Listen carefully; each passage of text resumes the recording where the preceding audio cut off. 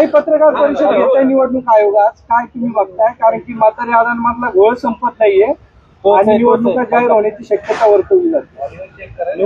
महाविकास आघाडीने आता होऊ घातलेल्या स्थानिक स्वराज्य संस्थांच्या निवडणुका आणि याच्या आधी झालेल्या निवडणुका या संबंधाने अनेक प्रकारचे प्रश्न उपस्थित केलेले आहेत। तिकडे काँग्रेसचे नेते सन्माननीय राहुलजी यांनी पत्रकार परिषदा घेऊन कशा पद्धतीने मतदार याद्यांमध्ये एक माल प्रॅक्टिसिंग झालेलं आहे या संबंधाने भूमिका स्पष्ट केली होती। अगदी पुराव्यांसकट त्या सगळ्या गोष्टी दाखवल्या होत्या। त्यानंतर आमचे नेते सन्मान्य आदित्यजी यांनी सुद्धा या मतदार याद्यांमध्ये त्यांना आवश्यक आहे त्या ठिकाणी डिलिशन करणं किंवा त्यांना जिथे गरज आहे तिथे ऍडिशन करणं अशा पद्धतीने, म्हणजे एकट्या बुलढाण्याचा जर विचार केला तर बुलढाण्यामध्ये तब्बल 5,500 मयत लोकांनी मतदान केलं आणि 7,500 मतदारांचं दुबार मतदान झालं। हे सगळं अत्यंत चिंतित करणारं चित्र आहे। यावर आता महाविकास आघाडीचा जो काही मोर्चा झाला त्या मोर्चामध्ये म्हणजे सातत्याने जेव्हा म्हटलं जात होतं की तुमच्याकडे पुरावे आहेत का, तेव्हा मनसे प्रमुखांनी गाडीभर पुरावे त्याचे दिले। मतदार याद्या आणि त्याच्यातील होणारी माल प्रॅक्टिस, त्याच्यातलं दुबार मतदान, डिलिशन, ऍडिशन आणि कशा पद्धतीने एकाच कुटुंबामध्ये म्हणजे बुलढाण्याच्या एकाच कुटुंबामध्ये शेख, कांबळे आणि जैन असे एकाच कुटुंबातल्या मतदाराच्या त्याच्यातली नावं आहेत। हे सगळं जर चित्र बघितलं तर भयंकर आहे। याच्यावर कुठलंही स्पष्टीकरण न देता, यावर काहीही न बोलता तडकाफडकी अचानक निवडणूक आयोगाने समोर येणं आणि आम्ही आता आचारसंहिता जाहीर करत आहोत म्हणणं, मला वाटतं हे वास्तवापासून पळ काढणं आहे, सत्यापासून तोंड लपवणं आहे। निवडणूक आयोग सत्याला सामोरे जाण्याची हिम्मत ठेवत नाही। निवडणूक आयोगाकडे या आम्ही उपस्थित केलेल्या म्हणजे काँग्रेसचे नेते सन्मान्य राहुलजींनी उपस्थित केलेले प्रश्न, आमचे नेते सन्मान्य आदित्यजींनी उपस्थित केलेले प्रश्न किंवा मनसे प्रमुखांनी दाखवलेले गाडीभर पुरावे, याच्यावर एका चकार शब्दाने बोलू इच्छित नाही। याचे दोनच अर्थ होऊ शकतात। एक, यांनी सत्य मान्य केलेलं आहे आणि दुसरं, यांच्याकडे कुठलंही सप्रमाण स्वतःची बाजू मांडण्यासाठी असं काही नाही। त्यामुळे हे आता स्पष्ट आहे की विधानसभेच्या निवडणुकीतून निर्माण झालेलं सरकार हे मतचोरीतून निर्माण झालेलं सरकार आहे। त्यामुळे हे सरकार चोर सरकार आहे।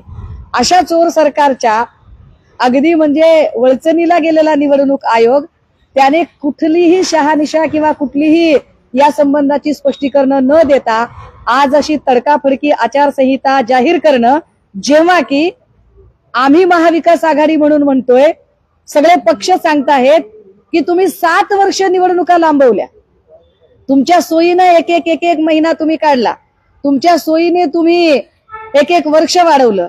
जिथे तुम्ही 7 ते 7.5 वर्ष निवडणुका लांबवलेल्या आहेत तिथे अजून जर 2 महिने लांबल्या तर काय फरक पडतो, पण निवडणूक याद्या दुरुस्त करून घ्या ही आमची प्रमुख मागणी आम्ही वारंवार मांडली। तरी सुद्धा आज जी आचारसंहिता लागली ती पुन्हा एकदा भाजपा स्वायत्त यंत्रणांना हाताशी धरून रडीचा डाव खेळत आहे। भाजपाचं वारं नाही, भाजपाची लाट नाही, वर नरेंद्र खाली देवेंद्र असला काही प्रकार नाही, वरही फेकेंद्र आणि खालीही फेकेंद्र असंच सगळं चित्र आहे। परंतु अशा सगळ्या स्थितीतही निव्वळ दंडलशाही करणं आणि दडपशाही करणं हे पुन्हा एकदा स्पष्ट होत आहे। पण तरी सुद्धा आज जी निवडणूक आयोगाने जी पत्रकार परिषद घेऊन आचारसंहिता जाहीर करू पाहिलेली आहे, यावर नेमकी भूमिका काय घ्यायची या संबंधाने आम्ही आज सायंकाळी 4 वाजेपर्यंत आमची पक्ष म्हणून असणारी अधिकृत भूमिका अधिक स्पष्टपणे आणि अधिक प्रखरपणे निश्चितपणे मांडू। परवाच्या मोर्चाचा धसका घेतलाय का या सगळ्या यंत्रणेनी आणि हे सगळं निवडणुकीची घाई का केली मग आज आचारसंहिता? हे तर उघड आहे की निवडणूक आयोगाने धसका घेतलेला आहे। हे तर उघड आहे की निवडणूक आयोगाकडे कुठल्याही प्रश्नाचं उत्तर नाहीये. ज्या पद्धतीने निवडणूक आयोग एक पळ काढण्याची भूमिका घेत आहे, आम्ही विक्रोळीचं उदाहरण दिलं, आम्ही वरळीचं उदाहरण दिलं. मला वाटतंय वरळीला तर एका वृत्तवाहिनीने जाऊन रियालिटी चेक केला आणि रियालिटी चेक करून एकाच कुटुंबात किती मतदान आहे तेही बघितलं. बुलढाण्यातली तीच परिस्थिती मी म्हणते की एकाच कुटुंबामध्ये शेख, कांबळे आणि जैन अशी 3 नावं एकाच कुटुंबात, म्हणजे काय नॅशनल इंटिग्रेशनची उदाहरणं निवडणूक आयोगाने पेश केलेली आहेत. याच्यावर एकही पटणारं स्पष्टीकरण, कारण, उदाहरण ते देऊ शकले नाहीत. हे फार विशेष आहे की शिंदे गटाचे आमदार विलास भुमरे यांनी जाहीरपणे सांगितलं की 20,000 मतदार मी बाहेरून आणले होते. हे फार उल्लेखनीय आहे की निवडणूक प्रचाराच्या दरम्यान पंकजा मुंडे यांनी एक विधान केलं होतं की गुजरातहून बघा आपल्यासाठी किती लोक आलेले आहेत, आपण गुजरातहून लोक मागवलेली आहेत. भाजपा प्रत्येक निवडणुकीचा फार गांभीर्याने विचार करतं, आपल्याकडे गुजरातहून किती माणसं आली आहेत. हे नामदार पंकजा मुंडेंचं वाक्य फार फार महत्वाचं आहे. अगदी याच पद्धतीने भाजपाच्या सुद्धा लोकांनी मतदार याद्यांमध्ये घोळ झाला आहे हे मान्य केलेलं आहे. असं सगळं असतानाही जर आज अचानक आचारसंहिता लागत असेल तर निश्चितपणे म्हणजे न्याय व्यवस्थेचा तर खून आहेच आहे. कारण इथे भाजपचा प्रवक्ता न्यायाधीशपदी बसवला जातो, तर जो मानवी मूल्यांसाठी लढतोय त्याची 3 महिन्यासाठी सनद रद्द केली जाते. त्यामुळे हे स्पष्ट आहे की न्याय व्यवस्थेला घरघर लागलेली आहे आणि निवडणूक आयोग घरघड्यासारखा वागत आहे. तरी सुद्धा एकूण आज जी काही पत्रकार परिषद आयोगाची झाली यावरची आमची अत्यंत स्पष्टपणे असणारी भूमिका 4 वाजेपर्यंत महाविकास आघाडी म्हणून असणारी भूमिका आणि पक्ष म्हणून असणारी भूमिका ही आम्ही स्पष्ट करू. ताई, फलटण मधलं जे हो घ्या की दादा, अर्थात माझ्याकडनं तिथून काल तुम्ही ज्या पद्धतीने जाऊन तिथं विषय घातला नाही, तुम्ही ज्या पद्धतीने सकाळी गेला ते उत्तर मागत होता तुम्ही, खरं तर तुम्हाला मिळालं नाही. संध्याकाळी सभा घेण्यात आली, दुधाचे अभिषेक घालण्यात आले, तुमच्यावर बरेच म्हणजे तुमच्यावर बोलले नाहीत पण माझ्यावर बोलले नाहीत हे फार महत्वाचं. तुमच्यावर बोलले नाहीत पण तुम्हाला जे पुरावे पाठवले गेलेत किंवा तुम्हाला ज्या काही गोष्टी पाठवल्या गेलेत त्या रामराजेंकडून पाठवले गेलेत आणि त्याचा पुरावा देखील त्यांनी तिथं लाईव्ह स्क्रीन मध्ये दाखवला RR निंबाळकर म्हणून. वा वा, छान छान. या सगळ्या प्रत्येक प्रश्नाची बैजवार उत्तरं माझ्याकडे आहेत. खरं तर काल मी पहिला प्रश्न असा उपस्थित केला होता की खासदार रणजित नाईक निंबाळकर यांचं नाव सगळ्यात आधी कुणी घेतलं. रणजित नाईक निंबाळकरांचा उल्लेख अंबादास दानवेंनी केला का, तर नाही. ते म्हणाले एका खासदाराचा PA त्याचा फोन आला होता. त्याच्यानंतर बोलले धनंजय मुंडे. धनंजय मुंडे म्हणाले की कोणत्या खासदाराचा फोन आला होता त्याचा तपास केला जावा. त्याच्यानंतर 3 दिवसांनी 48 तासाच्या आत देवेंद्र फडणवीस गेले फलटणमध्ये आणि देवेंद्र फडणवीस थेट असं म्हणाले की आमचे रणजित नाईक फार धुतल्या तांदळाचे आहेत. रणजित नाईकच आहेत ते, हे म्हटलं कुणी पहिल्यांदा, हे देवेंद्र फडणवीसांनी म्हटलं. कृपया रणजित दादा, तुम्ही माझ्यावर 50 कोटीचा अब्रू नुकसानीचा दावा टाकणार होतात, पण तुम्ही काल माझी जाहीर माफी मागितली. मला याच्या पुढे काहीच बोलायची गरज नाही. किमान सुषमा अंधारे काय काम करते एवढं आपल्यापर्यंत पोहोचलं हे फार महत्वाचं आहे. एक म्हणजे हे फार महत्वाचं आहे की जो माणूस 50 कोटीचा दावा टाकणार होता त्या माणसाने जाहीर माफी मागावी, हे माझ्यासाठी फार फार महत्वाची गोष्ट आहे. आता दुसरी बाब अशी की खासदार कोण आहेत याचा पहिला उवाच कुणी केला, तर तो देवेंद्र फडणवीसांनी केला.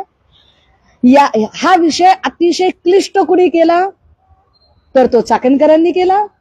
सध्या चाकणकर कुणाच्या फेवरमध्ये जास्त काम करतात, तर दादांना जास्तीत जास्त अडचणीत आणणे आणि भाजपाची जास्तीत जास्त मदत करणे यासाठी चाकणकर काम करतात, हे स्पष्ट आहे.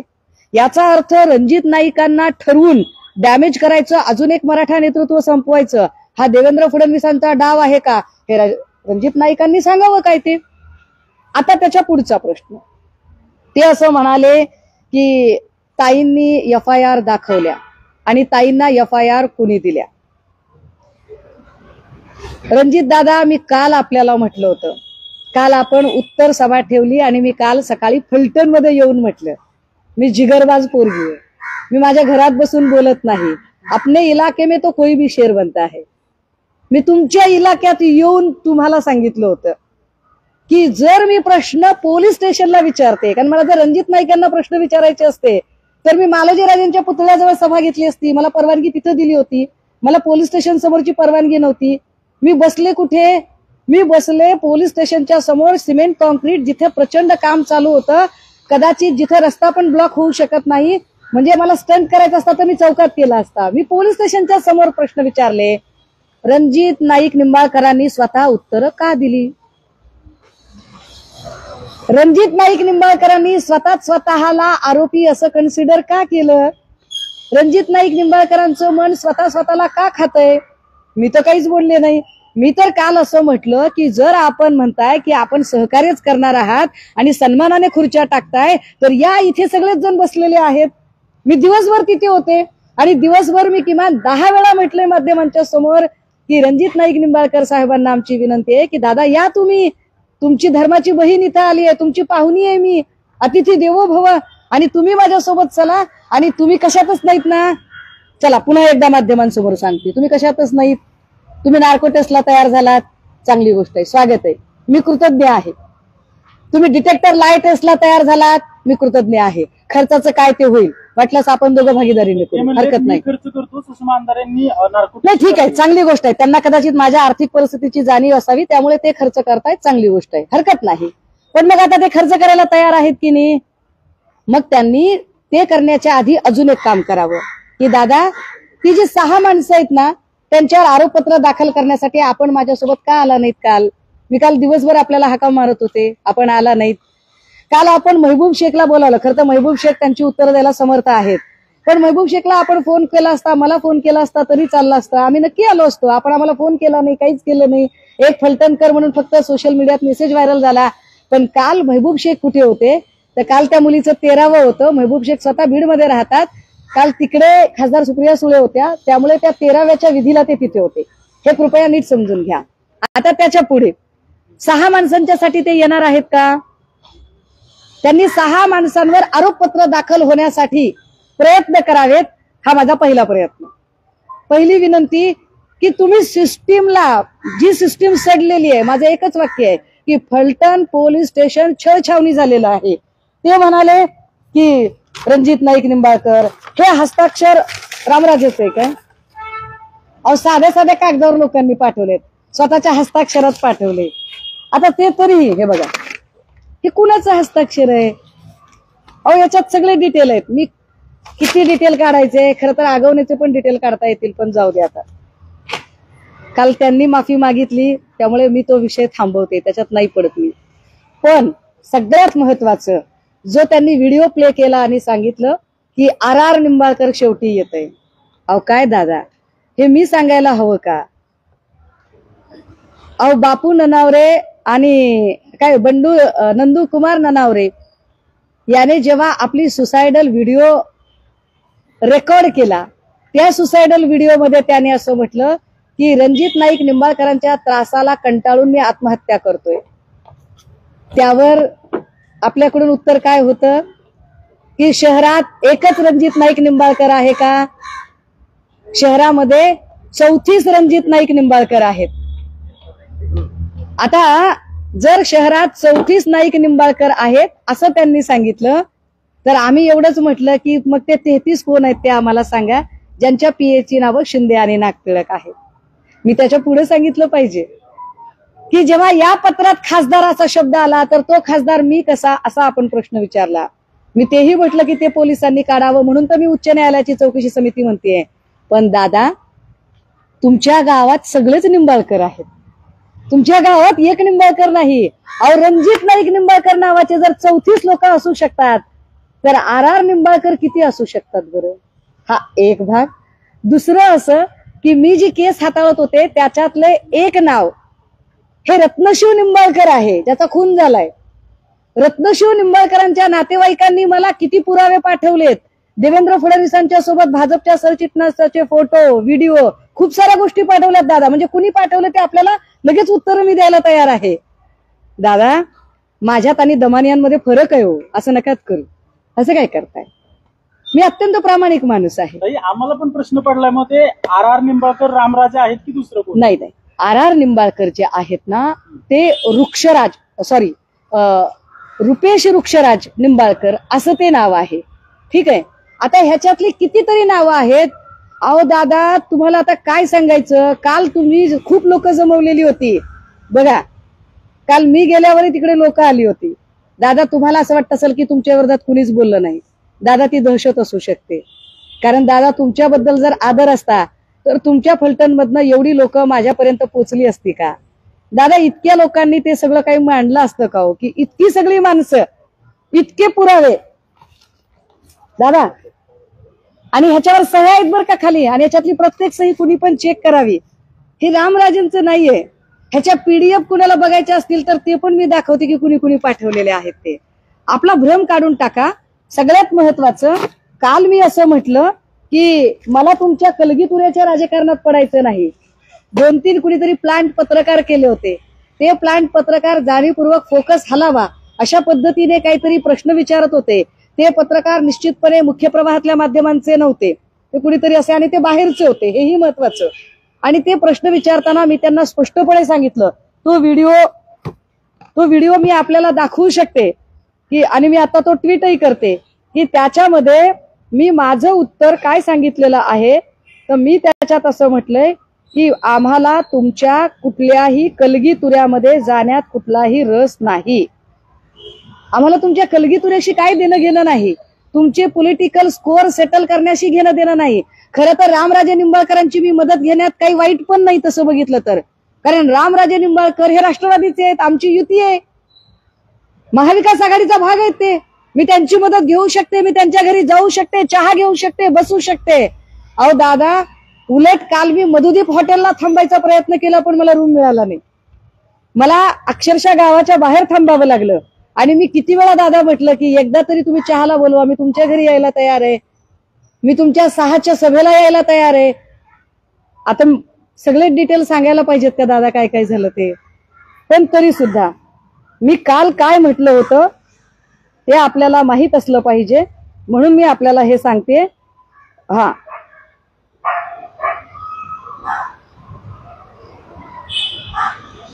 आता आपला आक्षेप जो आगवण्यांवर आहे, मला वाटतं आगवणे त्याच्या संबंधाने त्याची स्पष्टपणे, कारण आपण आक्षेप माझ्यावर काहीच घेतले नाहीत. आपला आक्षेप एवढाच होता माझ्यावर की मला जो व्हिडिओ आहे तो रामराजेंनी पुरवला, तर ते मी आपल्याला स्पष्ट केलं की व्हिडिओ कुणी पाठवला. मी आपल्याला तेही स्पष्ट केलं की एका माणसाने नाही, असंख्य लोकांनी फलटणमधनं माहिती पाठवलेली आहे. आणि मी हेही सांगितलेलं आहे की मला तुमच्या कुठल्याही पॉलिटिकल स्कोअर सेट करण्यामध्ये कसलाही इंटरेस्ट नाहीये, त्यामुळे मला त्याच्यात पडायचं नाही.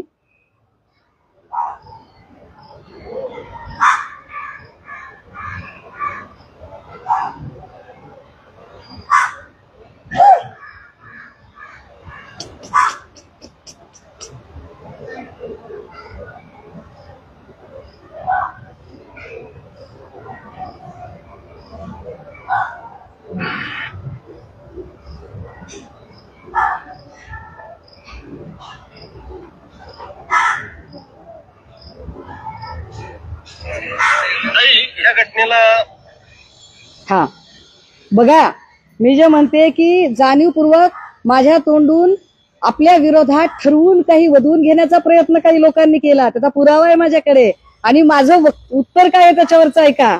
पुरावा आहे माझ्याकडे आणि माझं उत्तर काय आहे त्याच्यावरचं ऐका.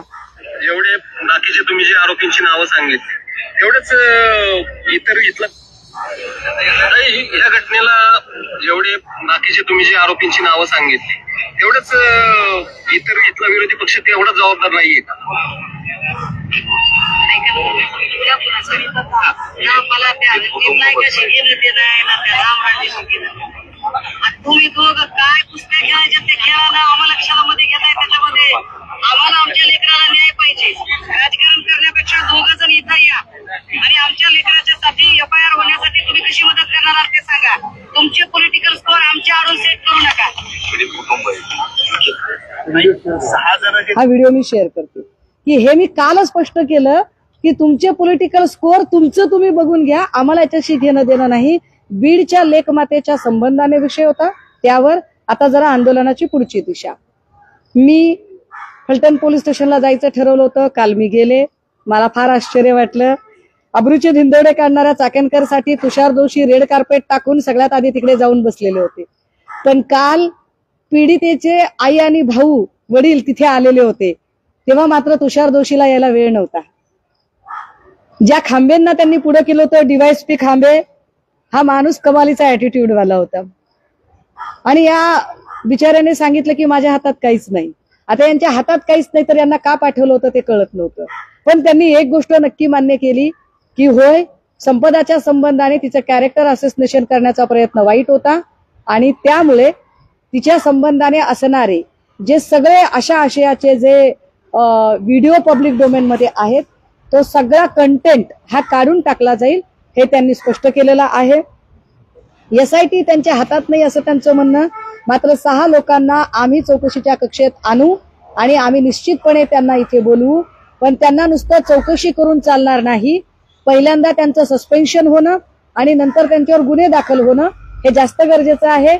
या निमित्ताने येणाऱ्या काळात माननीय गृहमंत्र्यांची आम्ही भेट घेण्याचा प्रयत्न करतोय. प्रयत्न यासाठी शब्द वापरते की देवेंद्रजींना विरोधकांना भेटायला आवडत नाही. देवेंद्रजींना फक्त त्यांचे खुशमस्करे आणि भाटगिरी करणाऱ्या लोकांना भेटायला आवडतं.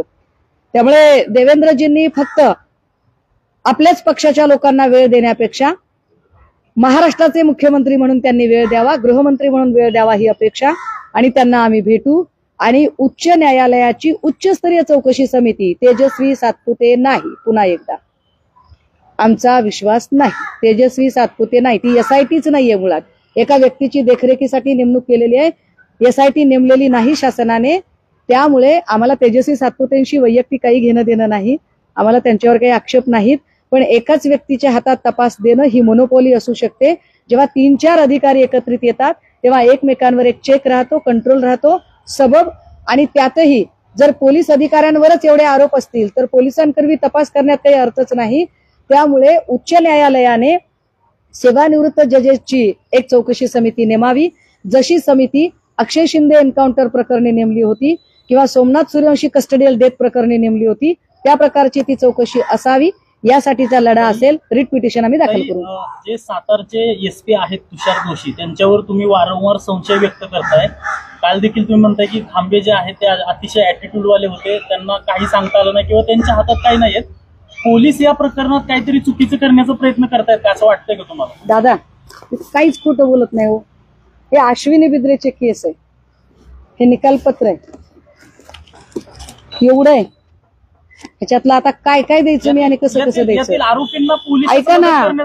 ह्याच्यामध्ये 16 पानी एक जबाब आहे अश्विनी बिद्रेच्या नवऱ्याचा, आणि त्यात तो म्हणतो की प्रशांत दोषी हा अत्यंत बायस्ड माणूस आहे आणि या माणसाकडे माझा जबाबच मी नोंदवणार नाही. तुषार दोषी हा अत्यंत बायस्ड माणूस आहे, कारण तेव्हा ते तिकडे क्राईम इन्व्हेस्टिगेशन ऑफिसर होते अश्विनी बिद्रेच्या केसमध्ये. आणि तो सांगतो की माझा विश्वास नाहीये यांच्यावर, हे अत्यंत पक्षपाती आहेत, यांच्याकडून तपास होऊच शकत नाही. विशेष त्यांनी जे 1, 2, 3, 4 मुद्दे दिलेत ना, त्या मुद्द्यात हाही मुद्दा दिलाय की कुठेतरी तो काय गायनाचा कार्यक्रम होता फडणवीस मॅडमांचा, अमृता मॅडमांचा, त्याही वेळेला जे काही अधिकारी होते त्याच्यामध्ये तो कार्यक्रम आयोजित करण्यामध्ये त्यातही तुषार दोषी होते. मी हे पेपर घेऊन बोलते हो दादा, मी असंच बोलत नाहीये. मी काय कॉप्या करून पास झाले का राव? मी गोल्ड मेडलिस्ट आहे हो. हा, युनिव्हर्सिटीची गोल्ड मेडलिस्ट आहे मी अभ्यास करून सांगायला लागले तुम्हाला, जीव तोडून सांगते. बरं आमचं काही घेणं देणं आहे का? काय त्यांनी माझा बांध कोरलाय का मी त्यांचा बांध कोरलाय? मुद्दा एवढाच आहे की तपास निष्पक्ष व्हावा. पोलीस दबावाखाली आहेत. मी परत रणजित नाईक निंबाळकरांना आपल्या माध्यमातून निरोप देते की आपण या माझ्या मदतीला, आपण माझ्या मदतीला या, आपण माझी मदत करा आणि 6 लोकांवर आरोपपत्र दाखल करा. चला मी मान्य करते की शिंदे आणि नागटिळक आपले PA नाहीत, ते कुठल्या तरी परग्रहावरच्या खासदाराचे PA आहेत. त्या परग्रहावरच्या खासदाराचा PA असणारा शिंदे आणि नागटिळक, त्याच्यावर आरोपपत्र दाखल करण्यासाठी आपण या. राहिला प्रश्न नार्को टेस्ट आणि ते काय लाई डिटेक्टर वगैरेचा, तर दादा any time at any time at your service. हे सगळे डॉक्युमेंट घेऊन हेच वाक्य त्यांनी काल बोललं असतं तर. ताई, त्याच वेळेस ताई, तुम्ही हे सगळं डॉक्युमेंट देवीचं गाणं लावलं म्हणजे हे काय समर्थन? ऐकाव दादा, हे दुग्धाभिषेक प्रकरण लय आता भयंकर झालंय. तिकडे कुणीतरी काय ते पडळकरांना एक दुग्धाभिषेक घातला होता. अजून कुणा हो इतके हे दुग्धाभिषेक वगैरे घालणारे ना, माफ करा पण मी आहे अशीच आहे. मी प्रबोधनकार ठाकरेंचा वारसा सांगणारी आहे. मी आस्तिक नक्की आहे, माझ्या श्रद्धा आहेत, पण धर्म हा मार्केटिंगचा विषय असावा असं मला कधीही वाटत नाही. त्यामुळे कर्मकांडांवर माझा विश्वास नाही. आणि अभिषेक कधी घातला जातो, का घातला जातो, तर गोष्ट अपवित्र झाली तर ती पवित्र करून घेतली जाते. मग माझा प्रश्न आहे अभिषेक घालणाऱ्यांना, तुम्ही निंबाळकरांना ते अपवित्र झाले असं मानत होतात का? निंबाळकर अपवित्र आहेत असं निंबाळकरांना वाटत होतं का? दादा, मी पुन्हा पुन्हा म्हणते मला नाही हो चर्चा करायची. एकदा झालंय की नाही काल असं. ताई, तुम्ही सगळे हे पुरावे घेऊन डॉक्युमेंट घेऊन बोलताय, मात्र त्यांनी जे रात्री फलटणमध्ये सांगितलं की याच्या मागे जे मास्टर माइंड आहेत ते रामराजेच आहेत आणि तुम्हाला सगळं रामराजेच पुरवतात. म्हणजे तुम्ही जे करताय आता मला सांगा, अश्विनी बिद्रे केस प्रकरणातलं तुषार दोषीचं जे मॅटर आहे त्याचा आणि रामराजेंचा काय संबंध आहे? अहो हे जयकुमारनं सॉरी जो राजू गोरे आहे, जो अश्विनी बिद्रेचा नवरा आहे, त्यांनी पाठवलं. मी नावासकट सांगते कुणी काय काय दिलं ते मला. आणि रामराजेंनी दिलं तरी काही लय पाप नाही झालं.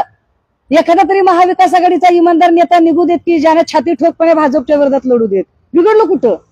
पण नाही पाठवलं त्यांनी, हेही तितकंच खरं. अहो माझी एका हॉटेलला राहायची व्यवस्था केली होती आमच्या एका मैत्रिणीने.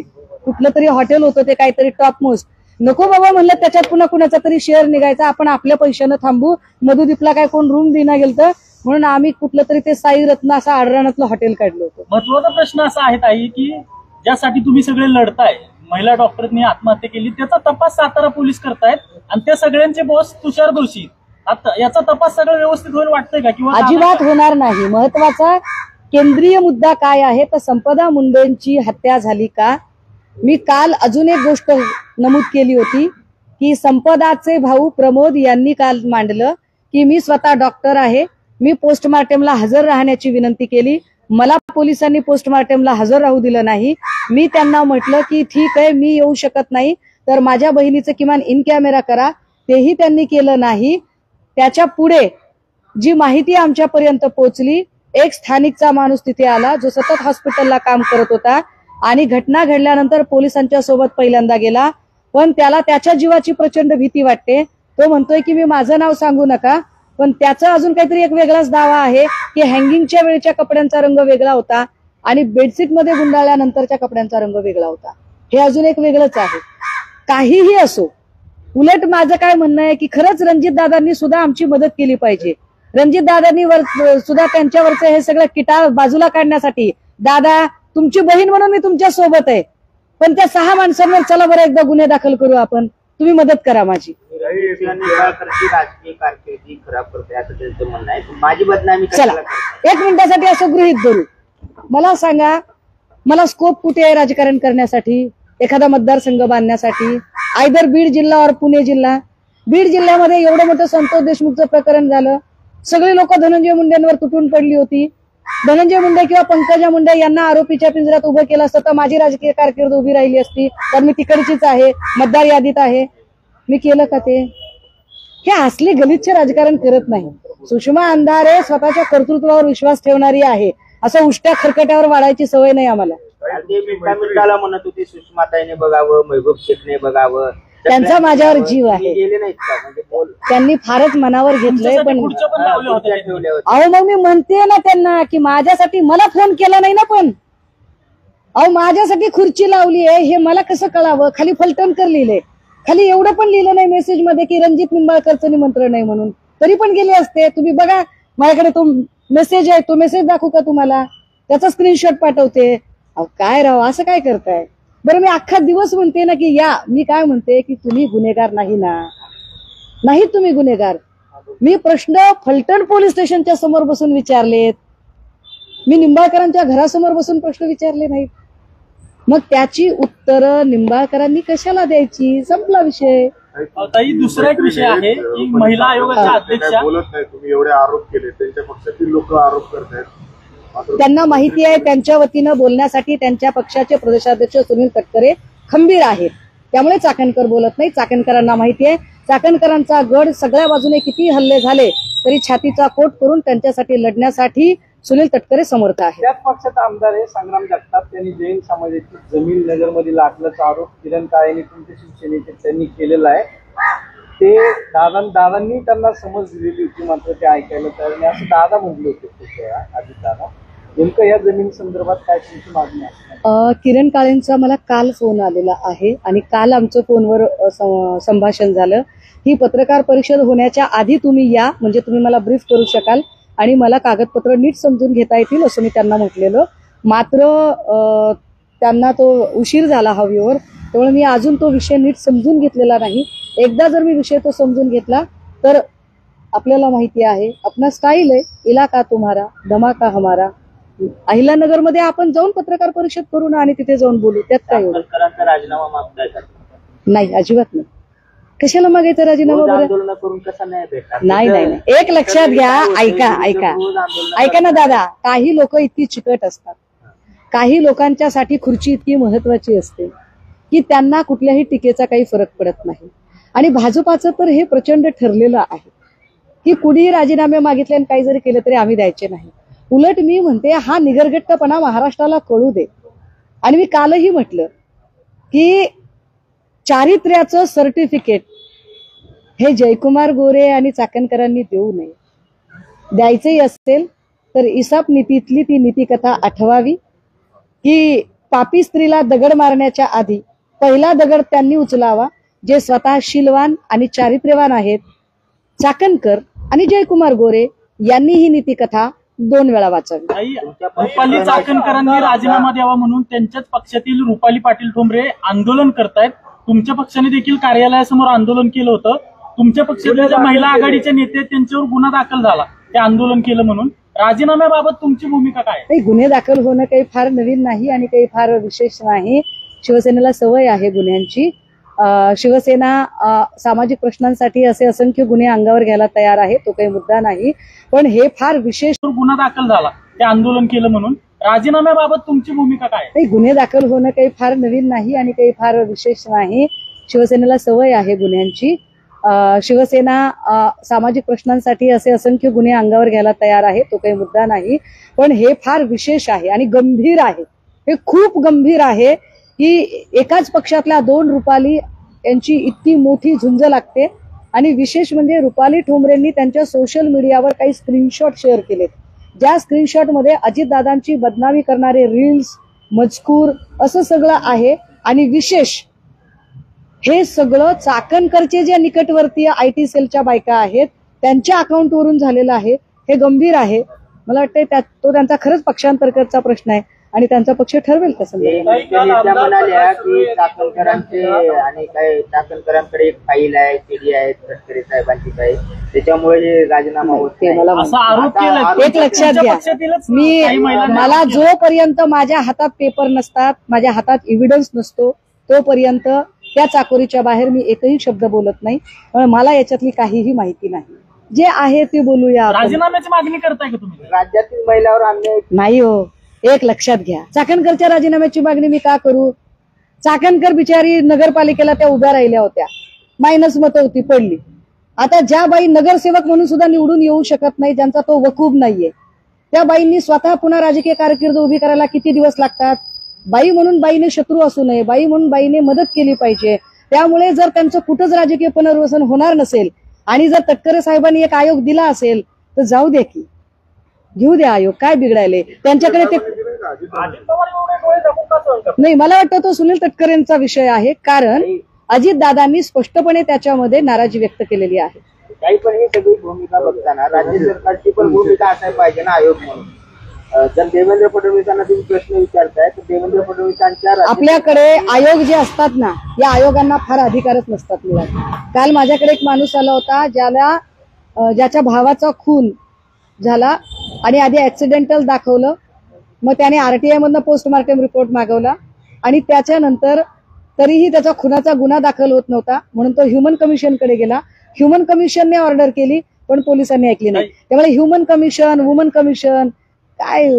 काही महत्वाचा मुद्दा असा आहे की तुम्ही म्हणताय की अजितदादांनी नाराजी व्यक्त केली, मग त्यांच्या पक्षाचे प्रमुख अजितदादा आहेत तरी देखील सुनील तटकरेंमुळे राजीनामा घेतला कदाचित जातो, असं प्रदेशाचं का म्हणताय का तुम्ही? प्रदेशाचं राजकारण हे कदाचित तटकरे बघत असावेत, कारण दादांनी तर नाराजी निश्चित व्यक्त केली. दादा म्हणाले मी त्या मताशी सहमत नाही आणि दादा स्पष्ट वक्ते आहेत.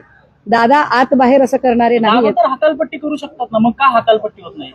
कदाचित प्रदेशाचे अधिकार दिले असतील तटकरेंना, कारण आपल्याला जर आठवत असेल की सन्माननीय अजितदादांनी सूरज चव्हाणची हकालपट्टीच त्याची पदावरून त्याला काढून टाकलेलं होतं, पण पुन्हा त्याचं प्रमोशन करणं आणि त्याला पद देणं हे काम तटकरेंनी केलं. मग आता दादा आणि तटकरे यांच्यामध्ये काही संघर्ष चालू आहे का? नाही, याच्यावरती त्यांच्या पक्षाने जास्त अधिकृत भूमिका मांडावी. It's none of my business. Tejaswini सातपुतेची जी समिती आहे ती बरखास्त करावी असतील नाही, ती समिती नाहीच आहे. एक तपास अधिकारी नेमलेला आहे, पत्र आहे माझ्याकडे, आपण बघा. पण मला व्यक्ती म्हणून त्यांच्यावर काहीच आक्षेप नाही, अधिकारी म्हणून सुद्धा माझे काही आक्षेप नाही. एक महिला सक्षम अधिकारी काम करत आहे. मात्र जेव्हा प्रकरण इतकं गुंतागुंतीचं असतं तेव्हा एकाच व्यक्तीची नेमणूक करणं हे मोनोपॉली असते. ती मोनोपॉली होऊ नये इतकीच आमची अपेक्षा आहे. दीपक केसरकर याच्या संदर्भात जो आर्याचा एन्काउंटर झाला त्यावेळेस आर्या म्हणत होता की माझं दीपक केसरकरशी बोलणं करून द्या. मात्र त्या ठिकाणी जे पोलीस होते आणि विशेषतः ज्यांनी एन्काउंटर केलं त्यांनी केसरकरांसोबत बोलणं करूनच दिलं नाही आर्याचं. म्हणजे हा संस्थात्मक खून वाटतं. ऍडव्होकेट नितीन सातपुते यांनी या संदर्भाने दाखल केलेली याचिका अत्यंत महत्वाची आहे आणि त्यात त्यांनी घेतलेले मुद्दे सुद्धा अत्यंत महत्वाचे आहे. हा सरळ सरळ संस्थात्मक खून आहे. एखादी व्यक्ती इतकी अगती का होते? खरं तर तुम्हाला एन्काउंटर करण्यासारखी परिस्थितीच नाहीये. त्याने कुणावरही हल्ला केलेला नाही, एक भाग आहे. त्याने कुणालाही कुठल्याही पद्धतीने शारीरिक इजा पोहोचवलेली नाहीये.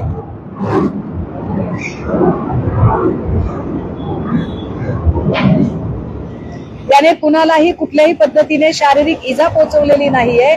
मात्र एखादा कंत्राटदार आपल्या केलेल्या कामाची बिलं मागत असेल आणि तुम्ही जर त्याला गोळ्या घालत असाल तर येणाऱ्या काळात कंत्राटदारांनी कामं करायची की नाही हा विचार करावा लागेल. आणि अशा पद्धतीच्या घटना महाराष्ट्राच्या अर्थव्यवस्थेला खीळ घालणाऱ्या आहेत. याचे सगळे दूरगामी परिणाम या निमित्ताने ओळखले पाहिजेत. आणि निश्चितपणे नितीन सातपुतेंनी नुसती याचिका दाखल करू नये, तर माझं म्हणणं आहे की केसरकरांना याच्यात पार्टी केलं पाहिजे. प्रकाश सुर्वेंचं म्हणणं आहे की मराठी आई जरी असली तर हिंदी भाषा आणि हिंदी भाषा असलीच पाहिजे. हिंदी भाषा आता खरं तर या जागा काय, हिंदी भाषा मावशी आणि मावशी मारतात. त्यांना खरंच नातेसंबंध कळत नाहीत असं मला वाटतंय. आणि त्यांना नातेसंबंधांचा अभ्यास नाही. हे म्हणजे आमच्या घरातलं माणूस मरावं आणि एखादं कोणीतरी रॅलीमध्ये असणारं माणूस जगावं असं म्हणल्यासारखं आहे.